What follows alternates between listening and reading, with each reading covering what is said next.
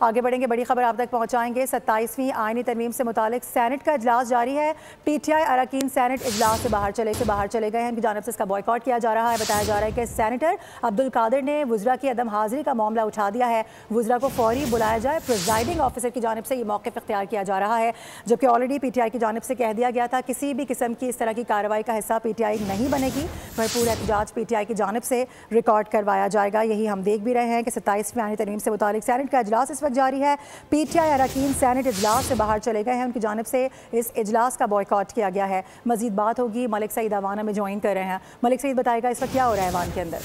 जी बिल्कुल, सैनेट का इजलास चल रहा है और सैनेट का इजलास शुरू हुआ तो प्रेसिडेंट अफसर मंजूर काकड़ की जानिब से ये बात बताई गई कि आज सैनेट के इजलास में कुछ अरकान ऐसे थे जिन्होंने 27वीं आईनी तरमीम पर बहस में हिस्सा लेना था, लेकिन उनके तकरीरें रह गई थी। आज पहले उनको मौका दिया जाएगा ताकि वो 27वीं आईनी तरमीम पर बहस में हिस्सा ले सके, उसके बाद एजेंडे की कार्रवाई आगे बढ़ाई जाएगी।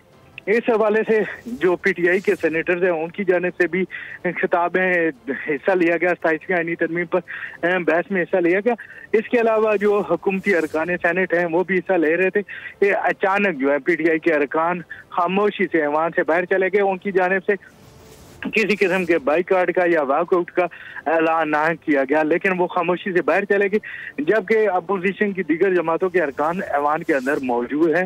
इसके अलावा हुकूमती अरकान भी यहाँ पर मौजूद है। ज़राए का ये बताना है कि अब से कुछ देर बाद खाने के बाद जो है वो 27वीं आईनी तरमीम की मंजूरी का अमल जो है शुरू किया जाएगा। लेकिन दूसरी दिया जाएगा। अपडेट करें। बहुत शुक्रिया आपका मलिक सईद।